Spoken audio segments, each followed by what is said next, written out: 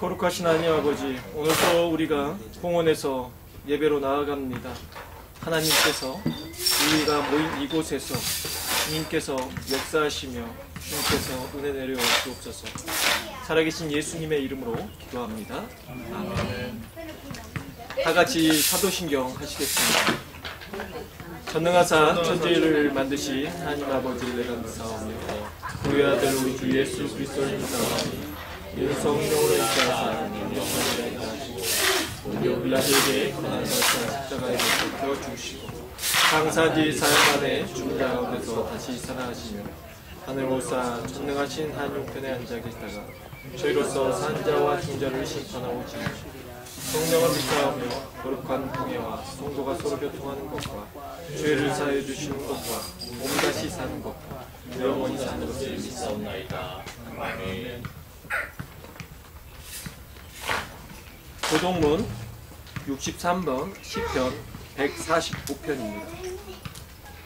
교동문 63번 시편 145편입니다. 왕이신 나의 하나님이여, 내가 주를 높이고 영원히 주의 이름을 송축하리이다. 내가 날마다 주를 송축하여 영원히 주의 이름을 송축하리이다. 여호와는 위대하시니 크게 찬양할 것이라. 그의 위대하심을 측량하지 못하리로다. 이대로 주께서 행하시는 일을 크게 찬양하며 주의 놀라운 일을 선포하리로다. 주의 존귀하고 영광스러운 위엄과 주의 기이한 일들을 나는 작은 소리로 읊조리리이다. 한 사람 주의 이름을 일을 근본으로 말 것이요 나도 주의 위대하심을 선포하리이다. 그들이 주의 크신 은혜를 기념하여 말하며 주의 의를 노래하리이다. 여호와는 은혜로우시며 긍휼이 많으시며 도와주를 거대하시며 인자심이 크시도다. 여호와께서는 모든 것을 선대하시며 그 지으신 모든 것에 긍휼을 베푸시는도다. 여호와여, 주께서 지으신 모든 것들이 주께 감사하며 주의 성도들이 주를 송축하리이다. 아멘. 찬송가 455장 부르신 이후에 황덕가 집사님 나오셔서 기도해 주시겠습니다. 찬송가 455장 주님의 마음을 본받는 자입니다. 주님의 마음을 본받는 자, 그 맘에 평강이 찾아오는 험악한 세상을 이기리니 하늘로부터 임함이로다. 주님의 마음 본받아 살면서 그 거룩하신 나도 이루리. 모든 내 눈에 안 보이며 금성 내 귀에 안 들려도 내 영혼 날마다 주를 만나 신령한 말씀을 배우도다. 주님의 마음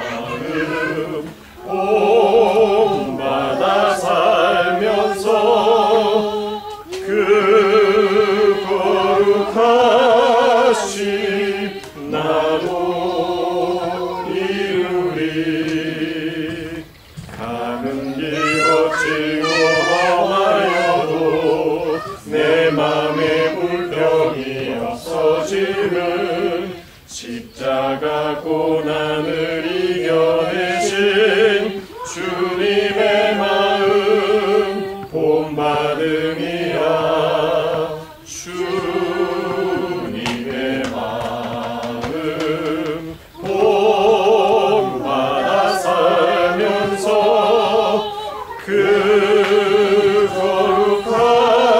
거룩하신 나도 이루리. 주 예수 세상에 다시 오실 그날의 무성도 변화하여 주님의 빛나는 그 영상을 다 함께 보며 주 찬양하리. 주님의 마음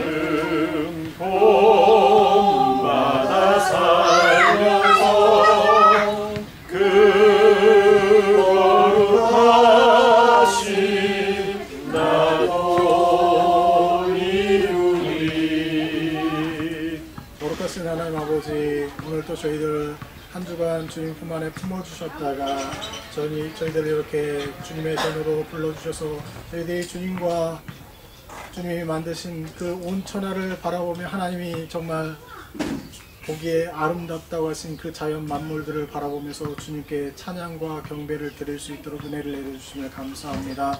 주님, 저희들이 어리석고 연약하며 죄인임에도 불구하고 저희들을 하나님의 자녀로 택하여 주시고 저희들의 죄를 씻겨주신 예수 그리스도의 그 힘을 입어 저희들이 오늘 이렇게 예배를 드립니다. 주님, 저희들 이 시간 저희들의 마음과 뜻과 정성을 다해서 하나님을 찬양하고 경배하길 원합니다. 주변의 사람들이 저희들을 어떻게 바라볼지언정 정말 저희들이 주님을 사랑하는 그 마음 변함없이 여호와를 경배하는 마음으로 주님을 경배하길 원합니다. 주님, 정말 저희들이 이 시간 가운데 주님께서 함께 하시고 저희들에게 들려주실 그 말씀 가운데 정말 저희들이 꼭 들어야 될 말씀을 듣게 하시고 볼 수 있게 하시고 또한 깨닫게 인도하여 주시길 원합니다. 하나님의 온 세상이 지금 바이러스로 인하여 얼마나 많은 사람들이 고통 중에 있습니까? 아버지, 병석에 누워있는 환자들이고 또한 가족 중에 하나를 잃어서 또한 슬픔에 잠겨있는 가족들도 있을 줄 압니다. 하나님이여, 그들을 위로하시고 그들을 찾아주시고 그들에게 안수하여 주셔서 정말 그들이 세임을 얻고 오직 여호와 하나님만이 우리의 구원자가 되시며 우리의 피난처가 되시며 우리의 구원의 산성이 되심을 그들이 고백할 수 있도록 하나님 은혜를 더하여 주옵소서. 하나님, 정말 저희들이 모이게 더욱 힘써야 될 때입니다. 주님 오실 날이 얼마 남지 않은 정말 이 마지막 때를 살아가고 있는 저희 형제 자매들입니다. 주님, 저희들을 깨어있길 원합니다. 하나님을 바라보며 정말 하늘의 소망을 품고 살아갈 수 있도록 하나님 저희들을 붙들어 주시옵소서. 하나님, 정말 이 코로나 때문에 잘 모이지 못합니다. 아버지와 장수가 어디에 있든지 하나님을 늘 기억할 수 있게 하시고 하나님과 늘 동행하는 마음으로 하나님을 경배할 수 있도록 주여 은혜를 더하여 주옵소서. 예배의 시작과 끝을 하나님께서 늘 함께하여 주시길 원하오며 예수 그리스도의 이름으로 기도합니다. 아멘. 고린도전서 15장 50절로 58절까지 말씀입니다. 제가 봉독해 드리겠습니다. 형제들아, 내가 이것을 말하노니 혈과 육은 하나님 나라를 이어받을 수 없고 또한 썩는 것은 썩지 아니하는 것을 유업으로 받지 못하느니라. 보라, 내가 너희에게 비밀을 말하노니 우리가 다 잠잘 것이 아니요 마지막 나팔에 순식간에 호련히 다 변화되리니 나팔 소리가 나매 죽은 자들이 썩지 아니할 것으로 다시 살아나고 우리도 변화되리라. 이 썩을 것이 반드시 썩지 아니할 것을 입겠고 이 죽을 것이 죽지 아니함을 입으리로다. 이 썩을 것이 썩지 아니함을 입고 이 죽을 것이 죽지 아니함을 입을 때에는 사망을 삼키고 이기리라고 기록된 말씀이 이루어지리라. 사망아, 너의 승리가 어디 있느냐? 사망아, 네가 쏘는 것이 어디 있느냐? 사망이 쏘는 것은 죄요 죄의 권능은 율법이라. 우리 주 예수 그리스도로 말미암아 우리에게 승리를 주시는 하나님께 감사하노니 그러므로 내 사랑하는 형제들아, 견실하며 흔들리지 말고 항상 주의 일에 더욱 힘쓰는 자들이 되라. 이는 너희 수고가 주 안에서 헛되지 않은 줄 알미라. 아멘. 오늘 함께 보실 말씀의 제목은 어떻게 부활의 삶을 살죠? 라는 말씀의 제목으로 우리가 함께 말씀을 나누려고 합니다. 우리가 부활의 삶을 산다는 것은 어떻게 사는 것일까요? 영상으로 예배를 드리시는 분들은 영상 속에서 여러 가지 잡음이 있더라도 이해해 주시기 바랍니다. 처음에 들렸던 그 잡음은 여러분 바닥 쓰는 소리 뭐 이런 소리가 막 들어갔는데요. 공원 청소하느라 이런 잡음이 들어가는데 마찬가지로 우리가 이 하나님의 말씀을 듣는 가운데서도 이런 잡음이 막 소음이 들어오는 것처럼 우리가 현실의 삶과 또한 초현실적인 비현실적 우리가 느껴지는 정말 믿음의 삶을 살아간다는 것, 이거 상당히 어려운 부분인 것 같습니다. 우리에게 현실의 삶은 너무나 멀게만 느껴지고 그냥 성경 말씀은 현실과 동떨어지게 들릴 때 우리는 이런 말을 하곤 합니다. 그래, 원래 말씀은 현실에서의 삶과 달라. 이 맛에 설교를 듣지. 이 비현실적인 말이 교회와 목사님의 말에서만 느낄 수 있어. 우리는 이것을 은혜라고 말하는 것 같아 라고 우리가 또한 말하거나 생각하며 살고 있지는 않을까요? 그래서 말씀은 세상 속에서는 듣지 못하는 말을 듣는 것이 설교이며 비현실적인 말을 듣고 귀를 순환 한번 하고 교회를 나가며 바로 우리는 현실로 돌아가는 느낌을 받게 되는 것입니다. 그러니 이 말들이 우리가 달콤하게 들려도 그냥 듣고 그냥 원래 교회에서는 목사님이 이렇게 말하지만 이 말을 세상 속에 적용하며 살기는 너무 어렵다. 그래서 우리가 말씀은 말씀대로 듣고 그리고 우리가 세상 속에서는 우리의 생각대로 살아야 된다. 이렇게 결론을 내리거든 합니다. 그러다 보니까 우리가 아무래도 흔들릴 수밖에 없죠. 비현실적인 부활의 삶을 어떻게 현실에 살며 우리가 적용할 수 있을까요? 바울은 부활의 삶을 살기 위해서는 58절 말씀을 우리에게 가르쳐주고 있습니다. 이 결론적인 부분이죠. 근데 오늘 우리가 전체적으로 말씀을 보시면 지금 바울은 고린도전서 15장에서 부활 전체의 내용을 다루면서 오늘 마지막 구절에서 이렇게 말을 하는 거죠. 형제들아, 내가 이것을 말하노니 혈과 육은 하나님 나라에 이어받을 수가 없다. 또한 썩는 것은 썩지 아니하는 것을 유혹으로 받지 못한다. 그러면 우리가 사는 이 세상의 것들 어차피 썩을 거고 어차피 우리의 몸도 언젠가는 썩게 된다는 것입니다. 보라, 내가 너희에게 비밀을 말하노니 우리가 다 잠자일 것이 아니요 마지막 나팔의 순식간 호련이 다 변화되리니. 이것도 비현실적으로 느껴질 수밖에 없죠. 여기 현실의 지금 삶은 지금 당장에 죽을 것만 같은데 부활의 소망을 두고 앞으로 지금 언제일지 모르는 그 부활의 소망을 두고 우리 주님 오신다고 했는데도 2000년도 넘게도 아직도 안 오시는데 우리가 주님을 바라보면 부활을 꿈꾸며 산다는 거 너무나 비현실적으로 느껴질 수도 있을 것입니다. 그래서 뭐 나팔 소리가 나면 우리가 호련히 변화되어 올라갈 것이고 우리가 새로운 몸을 입을 것이고 이런 것 자체가 너무나 어렵다는 거죠. 그러면 지금 오늘 본문 속에서 이 바울의 이 하는 말은 정말 우리에게 너무나 멀게만 느껴지는 말씀일 수밖에 없다는 것입니다. 그러나 바울은 이렇게 우리에게 바로 서라고 말하는 거죠. 여러분, 왜 흔들리는 겁니까? 오늘 58절 말씀에 보면요. 그러므로 사랑하는 형제들아, 너희가 견실하며 주 안에서 견실하며 라는 말합니다. 그리고 흔들리지 말아라 라고 말을 합니다. 그래서 우리가 먼저 알아봐야 될 것은 첫째, 견실하며 흔들리지 말아야 한다는 것입니다. 우리가 당연히 흔들리겠죠. 현실 삶을 살아가며 비현실적인, 초현실적인 우리가 삶을 떠올린다는 것, 부활의 삶을 떠올린다는 것은 몸과 영혼의 성질이 다르듯이 또한 우리가 물과 기름이 하나 될 수 없듯이 우리가 정말 너무나 어려운 것 같습니다. 우리의 현실의 삶, 비현실적인 삶. 우리가 살면서도 우리가 세상에 귀를 기울이지 않고 살아갈 수가 없는 것입니다. 지금 설교를 듣는 순간에도 우리 아이들은 뛰어놀며 공원에서 소리를 내는데 우리의 귀는 목사님 설교를 듣는다면서도 아무래도 저쪽에 소리가 또 예민해질 수밖에 없어요. 우리 귀는. 마찬가지입니다. 또한 지금 우리 공원에서 예배드리는 우리 성도님들은 목사의 설교를 듣고 있지만 뒤에서 막 누군가 뛰어가면서 쳐다보면 아무래도 거기에 눈이 돌아갈 수밖에 없다는 거죠. 우리가 하나님만 보고 살겠다. 내가 하나님 말씀에만 귀 기울이고 하나님만 바라보겠다. 하지만 자꾸 우리의 눈은 너무 쉽게 돌아간다는 것입니다. 우리의 귀는 너무 쉽게 세상의 소리를 듣게 된다는 것입니다.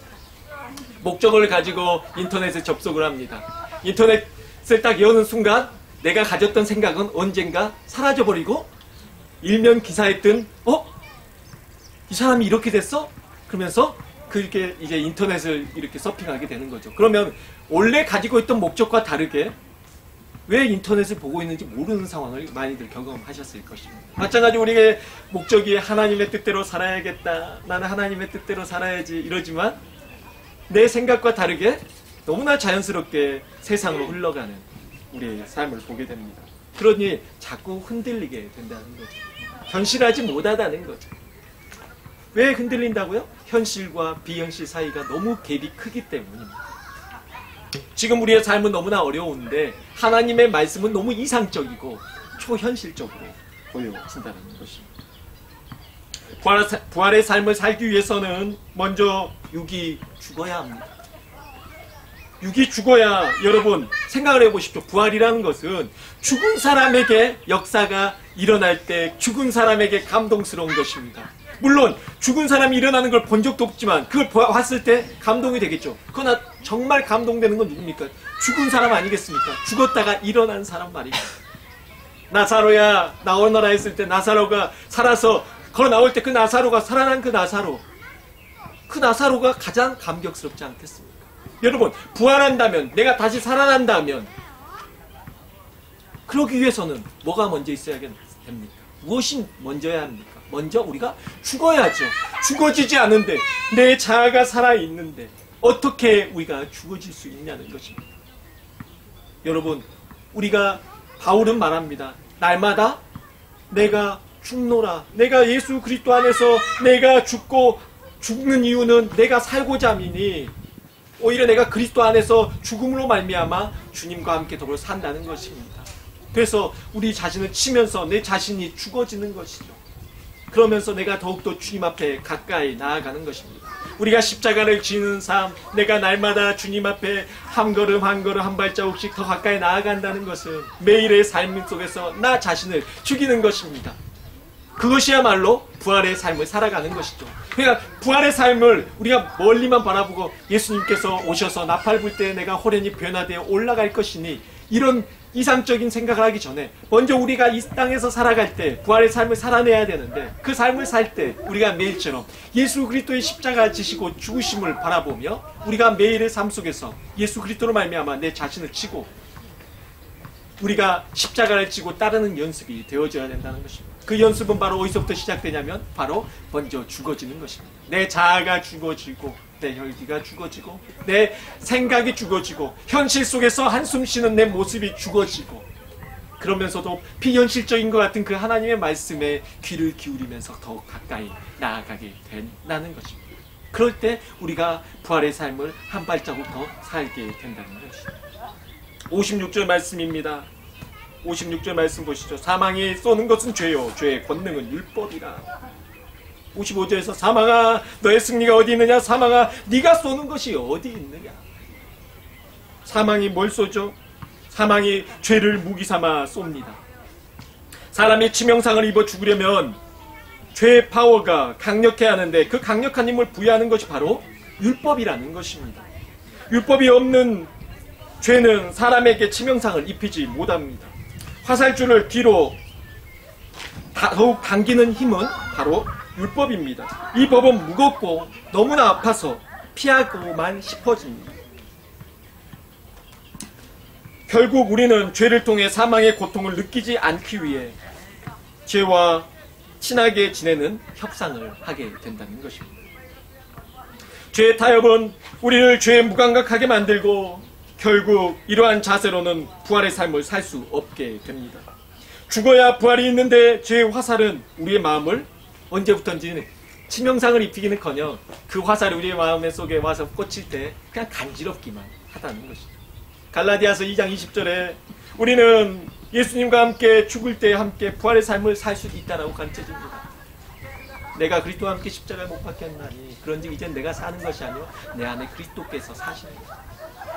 이제 내가 육체 가운데 사는 것은 나를 사랑하사 나를 위하여 자기 몸을 희생하고 죽으신 그 하나님을 믿는 믿음 안에 사는 것이다. 먼저 내가 죽어야죠. 이제는 내가 그리스도 안에서 산다라고 표현할 때 내가 그리스도와 함께 살기 위해서는 나의 죽어짐이 먼저 있어야 된다는 것입니다.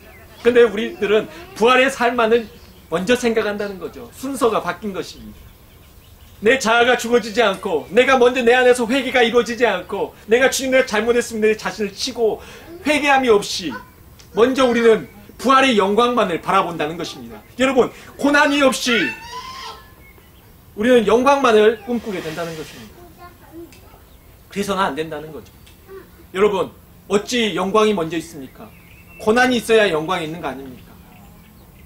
수험생에게 시련과 고통에 공부하는 시간이 있어야 그 다음에 시험이 잘 치러지는 것처럼 우리도 이 땅에서 무언가를 우리가 얻기 위해서는 그만한 희생이 따르지 않고는 얻을 수가 없다는 것입니다. 부활도 마찬가지입니다. 그 영화로운 부활, 승리의 부활을 우리가 누리기 위해서는 먼저 우리에게 무엇이 있어야 됐습니까?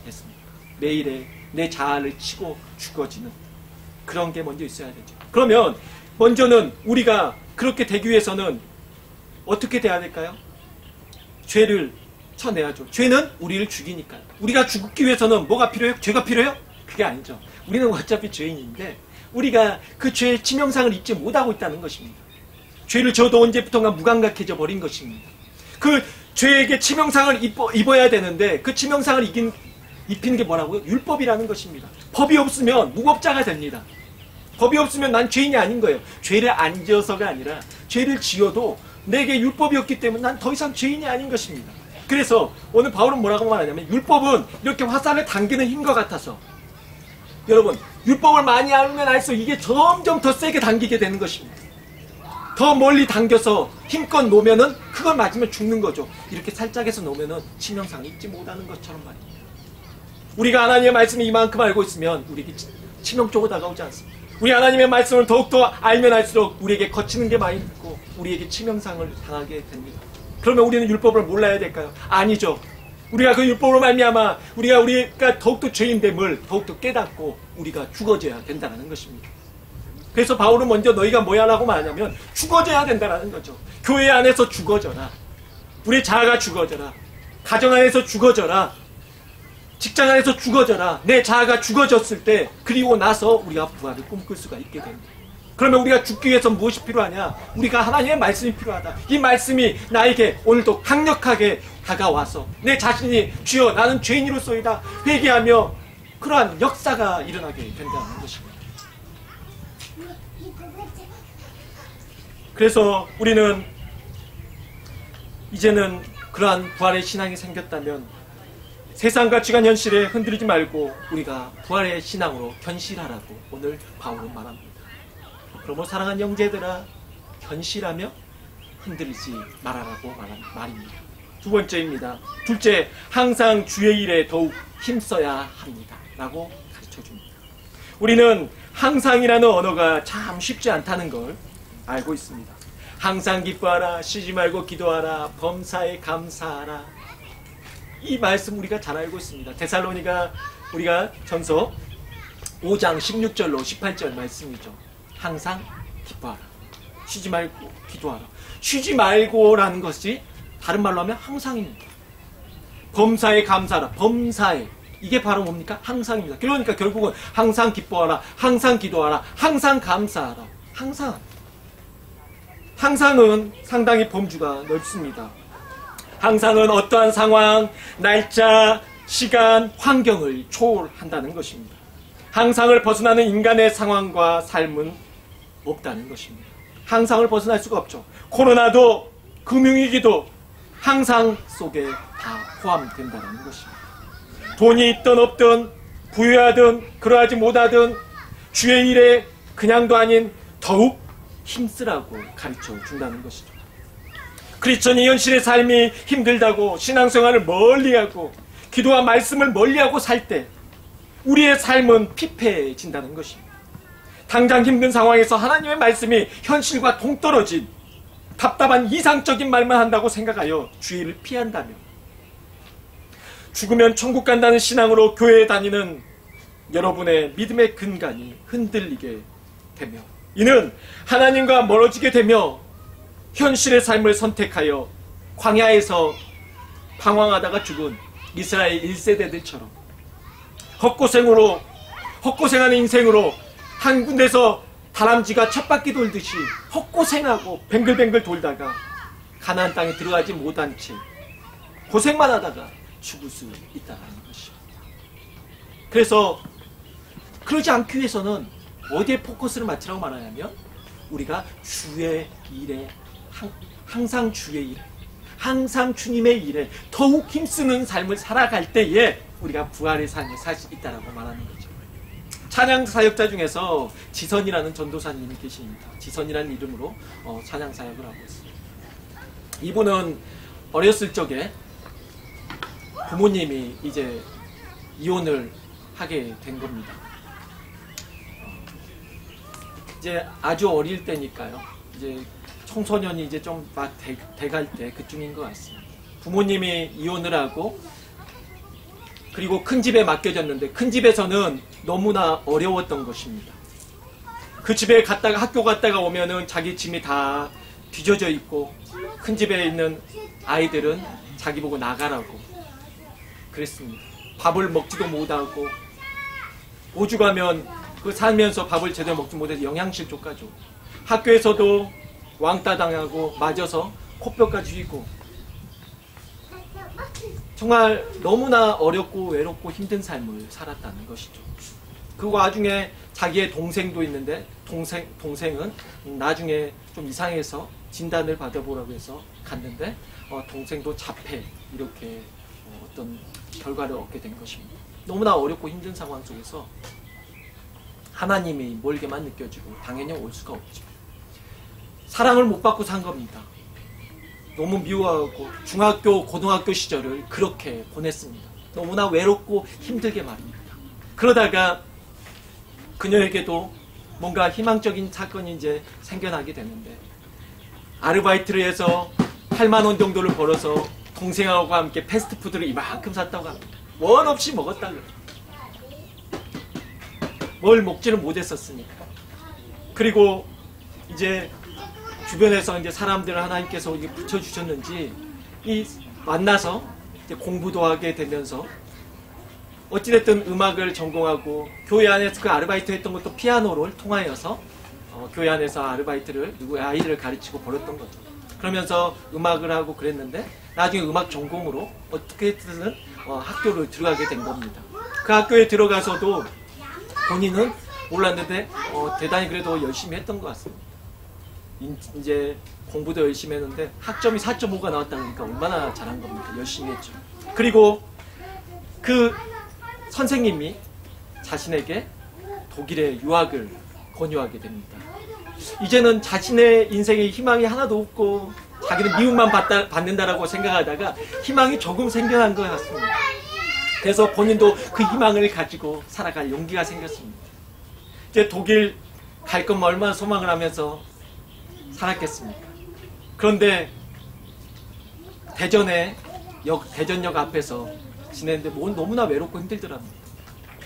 그 땅바닥이 너무나 차갑게만 느껴지고 하룻밤을 그 대전역에서 잔 것 같습니다. 하여튼 너무나 춥고 힘든 이 차가움만 느끼다가 거기에서 불현듯 자신의 그 과거를 이제 돌아보니까 그래도 생각해보니까 내가 힘들다고만 생각하고 난 버림받았다고만 생각했는데 여러 손길을 통해서 도우신 그 하나님이 있을 것만 같은 생각이 든 겁니다. 그래서 그렇지 독일 가기 전에 그래도 내가 기도나 한번 해야겠다. 그래서 교회를 새벽 기도를 처음으로 나가게 된 겁니다. 새벽 기도를 시작했습니다. 하루 갔습니다. 너무 은혜가 됐습니다. 이틀, 3일, 일주일을 작정을 했습니다. 일주일의 시간이 흘렀습니다. 열흘을 작정했습니다. 한 달을 작정했습니다. 너무 좋더랍니다. 나중에 1년을 그렇게 기도했습니다. 그러다가 독일 비행기를 타지 않았습니다. 타지 못했습니다. 왜 못 탔냐고 물어봤더니 그녀는 그만큼 하나님이 좋았답니다. 처음으로 받았답니다. 그 기도를 하는 가운데 하나님께서 이렇게 따뜻하게 자신을 안아주는 그 하나님을 처음으로 느꼈다는 것입니다. 그 하나님을 만나고 본인은 너무나 감격한 거죠. 너무 좋았던 거죠. 하루 이틀 너무나 좋아서 그 감격에 하나님과 살고 싶었다는 거죠. 유학보다도. 그래서 기도하다 보니까 그렇게 시간이 흘러간 겁니다. 1년이 지났는데 그냥 본인이 말하는데 그냥 교회에서 살면 좋겠다는 생각이 들었다면 기도만 하고 은혜만 받고 참 살면 좋을 것 같아요. 부모님의 사랑도 못 받았던 그가 하나님의 사랑을 처음으로 받았을 때는 너무나 감격하고 좋았다는 거죠. 어찌됐든 독일 유학을 못 가게 됐습니다. 그리고 꿈에 그리던 독일을 못 갔지만 그래도 하나님이 좋아서 교회에서 기도하고 찬양하며 이렇게만 지냈는데 어느 날 아는 장로님으로부터 대전 시립합창단에서 단원을 구한다는 공고를 듣게 됐죠. 그리고 나 시험 보라고 했는데 본인은 유학생도 아니고 갔더니 경쟁률이 너무 높고 그리고 본인이 가고자 했던 독일의 그 학교의 출신들 졸업한 그 선배들도 엄청나게 많이 지원을 했고 모였다는 거죠. 그 여인이 어떻게 될 수 있겠습니까? 다들 목을 유연하게 한다고 삼겹살을 기름을 목에 칠해야 한다고 삼겹살을 꼬먹는 사람도 있고 어떤 사람 계란을 하기도 하고 하여튼 목을 하기 위해서 여러 가지 방법을 막 다 하고 노력도 하고 그러겠는데 본인은 한계없이 교회에서 기도만 하고 있으니까요. 뭘 해야 될까요 하나님 이렇게 했는데 그 마음이 오더랍니다. 너는 그냥 너 하던 거 해라. 그래서 교회에서 기도하던 대로 그냥 기도했답니다. 그리고 기도하고 났는데 이제 무슨 시험을 볼 때 무슨 곡을 할까 생각을 했을 때 곡이 하나가 생각났는데 독일의 그 시로 만든 짧은 곡이었습니다. 그 곡을 가사를 급하게 외워서 그날 가서 면접을 봤는데 1차는 합격했고요. 최종에서는 그 분이 뽑히게 된 거죠. 정말 놀라운 일입니다. 누구도 상상하지 못했던 일이 일어난 거죠. 하이 소프라노를 뽑고 있었고 뭐 미파 솔라시도 이렇게 올라가는데 그 사람들끼리 하이 소프라노들끼리 모아놓고 고음을 지르기 시작하는데 그날따라 고음이 너무나 잘 올라가더라는 겁니다. 그래서 이분이 뽑히게 된 것입니다. 그래 너무 이제 은혜스럽죠. 그동안은 내가 사랑도 받지 못하고 부모의 사랑도 받지 못하고 버림받은 존재 같았는데 돌아봤더니 하나님이 자신을 사랑하고 있고 사랑해주고 계신다는 걸 느끼기 시작한 것입니다. 모든 것이 주의 은혜죠. 너무나 좋았습니다. 그러면서 계속 지속적으로 기도하는 삶, 그래서 교회, 대전 시립합창단, 그리고 집, 이 세 군데를 계속 왔다 갔다 한 것입니다. 그러면서 이제 작은 월세방도 구하게 됐고 얼마 지나지 않아 교회에서 가장 멋있다는 오빠, 드럼 치는 오빠, 기타 치는 오빠는 옛날 말이고 드럼 치는 오빠, 드럼 치는 오빠를 만나서 결혼을 하게 된 것입니다. 그 드럼 치는 오빠와 9살 차이가 나는데 결혼을 해서 이제 행복하게. 근데 여러분 그거 아십니까? 어떤 사랑을 받지 못하고 어렵게 살던 사람이 어느 날 그런 것들 막 한꺼번에 몰려올 때 이런 불안감이 휩싸입니다. 내가 이렇게 행복해도 되는가? 내 인생에서 이렇게 행복한 적이 한 번도 없었는데? 괜히 불안한 겁니다. 행복해도 불안한 거예요. 그리고 하나님 앞에 말씀을 이제 쓰기 시작했습니다. 말씀을 듣기만 하는 것이 아니라 필사한다고 해서 우리가 성경책을 그대로 옮겨 적는 걸 합니다. 말씀을 계속 적고 그러다 보니까 말씀이 너무나 충만하고 너무나 은혜스러워서 말씀을 읽다 보니까 성경에서는 고난당한 사람들이 고난이 축복이라는 것을 깨닫게 된 것입니다. 다시 40일 작정을 하고 기도 제목을 다 써서 헌금 봉투에다 써서 이렇게 놔뒀는데 그걸 다 찍고 거기에다 이렇게 썼답니다. 하나님, 고난이 축복인 걸 깨달았습니다. 지난날에 내게 주신 그 고난을 통해 내게 주신 축복, 하나님, 저 그 고난 통해서 하나님 더욱더 만나고 싶어요. 하나님 저에게 축복을 주세요. 그래서 고난 받기를 자원하는, 기뻐하는 그 마음에 글을 썼습니다. 근데 불안하죠. 어느 날이었습니다. 갑자기 저쪽에서 부엌에서 일을 하고 있는데 어머님이 이제 헤어졌던 어머님을 나중에 만나서 다시 살게 됐나 봐요, 같이. 근데 그 어머님이 비명소리를 지르고 거기에 뛰어가 봤더니 아이가 씻고 나와서 한 5살 정도 된 아이가 샤워를 하고 나와서 아빠를 따라하면서 젓가락으로 드럼을 치고 놀았는데 그걸 그대로 전기 콘센트에다 꽂아버렸나 봐요. 집안이 온통 연기로 찼고 아이가 심장도 뛰지 않고 아이에게서 아무런 그런 호흡도 느껴지지 않는 겁니다. 그래서 은찬하면서 뺨을 치면서 막 하면서 하는데 갑자기 속에서 막 팍팍팍 터지는 소리가 나더랍니다. 그러더니 아이에게서 소변과 대변이 흘러나오기 시작했고 아이가 눈을 떴는데 온갖 표정을 다 짓더랍니다. 화냈다가 막 이런 표정이 오지도 못했던 이런 표정들이 전기 그걸로 통해서 나타나게 된 거죠. 그리고 나서 119에 신고했습니다. 아이는 갔습니다. 병원에서 너무 놀란 겁니다. 이런 것은 본 적도 없고 이 정도까지 심한 경우는 본 적이 없는데 감전사로 최고였던 거죠. 그래서 어떻게 보면 죽을 거다, 안 좋을 거다 이런 것에 대해서 가지고 있었는데 그래도 하나님께서 은혜로 이렇게 열어봐 주시는 것입니다. 나중에 아이가 거기에서 그래도 잘 다 됐는데 흉터는 손과 그리고 여기 심장 쪽에 흉부 쪽에 상처 남은 정도였답니다. 손은 못 쓰게 될 거다. 신경이 열 손가락이 다 끊어져서 손은 앞으로 못 쓰고 살아갈 것입니다. 라는 의사의 진단이 나왔습니다. 다 타버렸다는 거죠. 얼마나 속상했겠습니까? 본인이 하나님 앞에 그렇게 기도하며 말씀을 써왔는데 그 말씀도 하나도 생각이 안 나더라고요. 그런데 아이가 수술하러 들어가는 그 순간 하나님께서 성령의 바람처럼 자신을 끌어안아주면서 평안해라, 걱정하지 말아라 라는 나중에 응답을 받게 된 것입니다. 처음에는 너무 힘들 때는 막 하나님 앞에 말씀도 떠오르고 기도도 해야 되는데 그때는 하나님이 침묵하시고 아무 응답도 없으시더니 나중에서야 하나님께서 그렇게 위로하시면서 다가오십니다. 그제서야 그동안 보았던 말씀, 써왔던 말씀들이 막 통통 튀어오르면서 수없이 자신을 위로하더라는 것입니다. 그래서 우리에게는 정말 하나님의 말씀이 필요하다는 것입니다. 이 아이가 이제는 이 손을 다 못 쓰게 되지 않습니까? 특히 이 네 번째 마디 이 손가락의 뼈는 앞으로 드러 나와 버렸고 그리고 이 뼈가 떨어져 나가면서 손가락이 없어졌습니다. 나중에 병원에서는 이 손가락을 또 뼈가 자랄 줄 알았나 봐요. 어머니는 그랬지만 안 자라니까 이 배 옆에다가 이렇게 손가락을 심나 봅니다. 그래서 여기 살이 자라나게 하는 그런 수술을 했고 이제 그랬는데 사진에 봤더니 아이 그래도 이 손가락이 모양이 이렇게 다 있습니다. 손을 못 쓸 거라 했고 이제 병원도 더 이상 해줄 게 없으니까 퇴원하라고 했죠. 이 아이의 손이 그 대신 다 붙었으니까 이거를 떨쳐내는 이 수술을 해야 되는데 지선 전도사님은 이런 말을 합니다. 아이에게 아토피가 생겼는데 너무 심해서 물집이 너무 나는데 밤새 아이가 긁은 거 밤새 긁었어요. 그러다 보니까 이제 퇴원해서 가는 길에 엄마 이것 봐 하면서 보여주는데 아이 손가락이 다 떨어졌더래. 그 아이 손가락이 조금씩 움직이더래. 병원에서는 못 움직일 거라고 수술해야 된다고 했는데 다 떨어진 거예요. 아이가 아토피 때문에 너무 간지러워 밤새 긁다 보니까 이게 다 떨어지고 이게 움직이게 된 것입니다.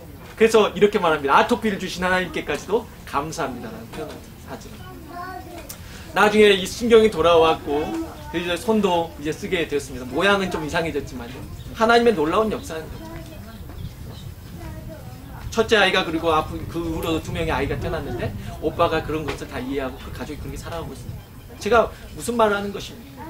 근데 그 아이가 지금 그때 한참 힘든 상황에서 감전사로 있을 때 엄마 얼굴이 해같이 빛나는 엄마와 그런 아이가 있다는 병원 안에 들려졌고 병원 교회 안에서 전도사님이 와서 특송 한번 하라고 해서 갔을 때 성령이 오셨네라는 곡을 막 울면서 찬양을 했다라고 말을 합니다. 그때 본인이 이런 생각을 했답니다. 그래 이렇게 된 거는 하나님의 뜻이야. 내가 하나님 일을 해야겠다. 그래서 대전 시립합창단을 관두고 음악 찬양 사역자로 뛰어들어서 하나님의 일을 더욱 힘쓰는 사람으로 나갔답니다. 부활의 삶을 살기 위해서 오늘 바울은 우리에게 말합니다. 너희가 더욱 주의 일에 힘쓰는 사람들이다. 힘들수록 너희가 더욱더 주의 일에 힘쓰는 사람들이다. 힘들수록 더욱더 주님의 말씀을 가지고 살려고 해라. 더욱더 예배드리는 삶, 찬양하는 삶을 살려고 해라. 그럴 때 너희가 부활의 삶을 살게 될 것이라고 말합니다. 사랑하는 성도 여러분, 우리가 비현실적이고 너무나 초현실적이고 너무나 멀게만 느껴지지만 우리가 주의 말씀대로 살려 할 때 하나님께서 우리의 길을 열어주신다는 것입니다. 그래서 어려울 때도 더욱 주의 일을 힘쓰는 것이 바로 믿음이라는 것입니다. 덥든 춥든 바쁘든 여유롭든 배부르든 배고프든 시간이 있든 없든 돈이 있든 없든 항상 주의 일에 더욱 힘쓰는 삶이 믿음으로 부활의 삶을 살아가는 것입니다. 지선 전사님의 그 찬양에 주의 은혜라 모든 것이 주의 은혜라는 곡이 있습니다. 내가 지금껏 살면서 뒤를 돌아다 보니 이 모든 것이 다 주님의 은혜더라라는 고백입니다. 지금은 모르죠. 그러나 나중에 돌아보면 여러분의 삶 가운데서 하나님께서 일하셨음을 알게 될 것입니다. 셋째, 여러분의 수고가 헛되지 않을 것입니다 라고 가르쳐 줍니다. 여러분도 타이핑을 해보신 경험이 있으실 겁니다. 뭐 레포트, 숙제 타이핑을 한 후 저장을 안 해서 헛수고한 경험이 한두 번이 아닐 것입니다. 저도 지난번에도 얼마 지나지 않았어도 저장하시겠습니까? 저장해야 되는데 지금 이걸 저장해버리면 그 전 것이 이렇게 될 것 같아서 취소하고 이 전 것을 저장할 줄 알고 이렇게 눌렀더니 아예 사라져버렸어요. 헛수고한 거죠. 다 사라져버린 것이죠. 방금 걸 저장하지 않아서 그래서 괴로워했던 기억이 납니다. 근데 종이에 쓰는 거는 이젠 힘이 들지만 여러분 종이에 써놓은 건 지워지지 않거든요. 정말 종이에 쓰는 거 참 힘들죠. 그러나 지워지지 않습니다. 지난번에 설교를 하는 가운데 바람이 부니까 이 설교 원고가 날아가 버린 겁니다. 그래서 아예 저도 이렇게 종이에 다 써가지고 이렇게 포스트로 붙이니까 떨어지질 않습니다. 수고롭더라도 이렇게 쓰면 지워지지 않는 거죠. 바울은 고린도전서 15장 9장을 마무리하며 성도들의 믿음의 수고가 헛되지 않는다고 확신 있게 말합니다. 이는 하나님께서 아시기 때문입니다. 여러분이 바쁠 때 하나님을 한다면 하나님은 여러분이 바쁠 때 여러분의 일을 하신다는 것입니다. 이걸 보고 우리는 전문적인 용어를 뭐라고 말하죠? 품앗이라고 말합니다. 이 집 농사가 바쁠 때 저 집 농사 하는 사람들이 여기 도와주고 저 집이 할 때 이 집에서 도와주고 서로 돕는 거죠. 마찬가지로 우리가 주의 일에 더욱더 힘쓰게 되면 주님께서도 우리가 주님의 일을 위해서 더욱더 수고하게 되면 그 수고가 헛되지 않는 것은 하나님께서 여러분이 수고할 때 여러분의 그 수고 가운데 하나님이 도와주신다는 것이죠. 교회 안에서 여러분의 섬김, 헌신, 희생, 이게 너무나 하나님 앞에 얼마나 복된지 여러분이 기억하시기 바랍니다. 초대교회 성도들은 그래서 그걸 통해서 너무나 감격에 찬 것입니다. 사랑하는 성도 여러분, 정말 주님 안에서 더욱더 힘쓰시길 바랍니다. 마지막입니다. 그러므로 내 사랑하는 형제 자매 여러분, 견실하며 흔들리지 마시고 항상 주님의 일에 더욱 힘쓰는 자들이 되시기 바랍니다. 이는 여러분의 수고가 주님 안에서 헛되지 않은 줄로 믿습니다. 다시 한번 우리가 돌아보아야 할 것은 이 땅에서의 살아갈 때 현실 속에서 사무치고 현실을 생각하지 않고 오늘의 일을 걱정하지 않을 수 없지만 여러분에게 부탁드리는 것은 그걸 보지 마시고 하나님을 보시기 바랍니다. 그래서 여러분이 더욱 현실하며 흔들리지 말고 주의 일에 힘쓰는 자들이 되고 여러분의 그 수고가 헛되지 않을 줄로 믿습니다. 더욱더 주님의 말씀으로 붙들고 그 말씀 가운데서 살아가는 것이 비현실적으로 보여도 그 말씀 붙잡고 승리하게 되는 여러분의 삶이 오늘도 이어지기를 주 예수 그리스도 안에서 축복하며 소망합니다.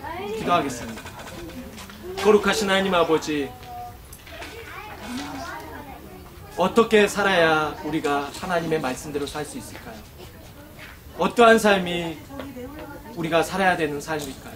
부활의 삶을 살아라고 말하는데 정말 그 말씀대로 우리가 살기가 너무나 어려운데 너무나 비현실적으로 느껴지고 너무나 우리의 지금 현실의 삶과는 너무 멀게만 느껴지는데 어떻게 살아야 될까요? 주님, 우리를 붙들어 주시옵소서.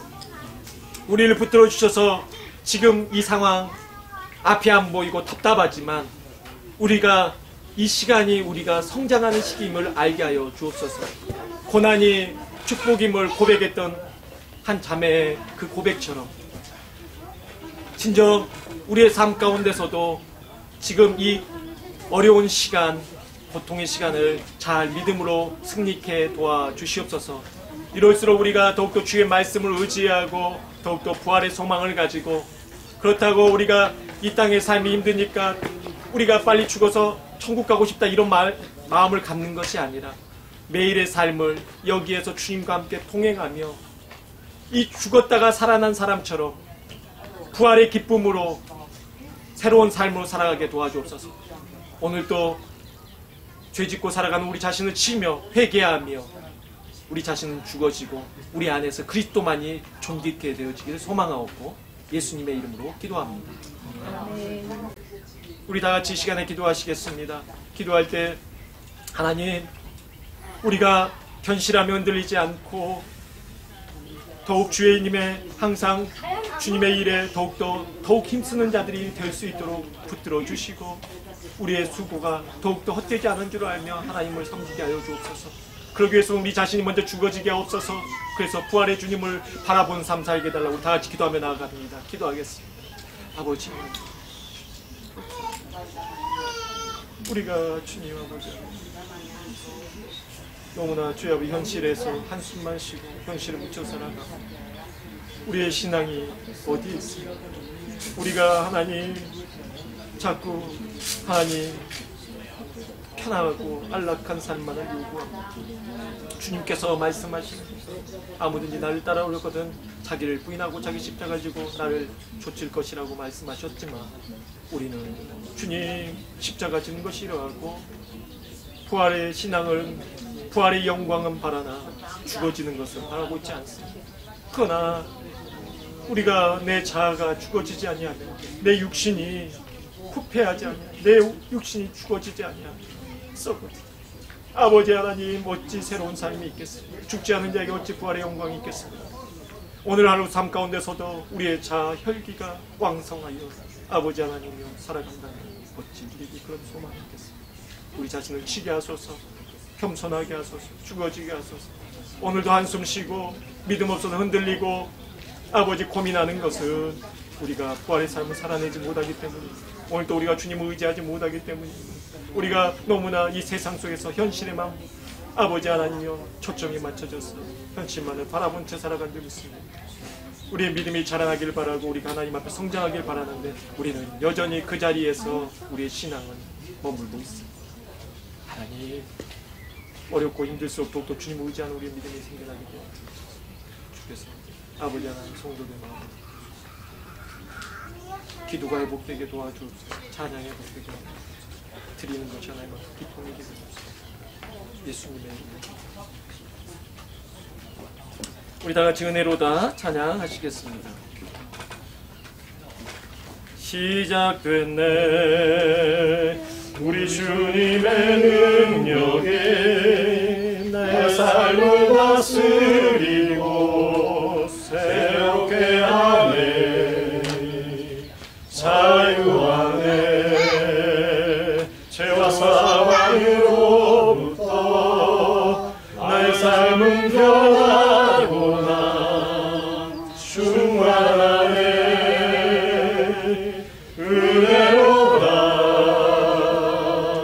주의 은혜 한량없는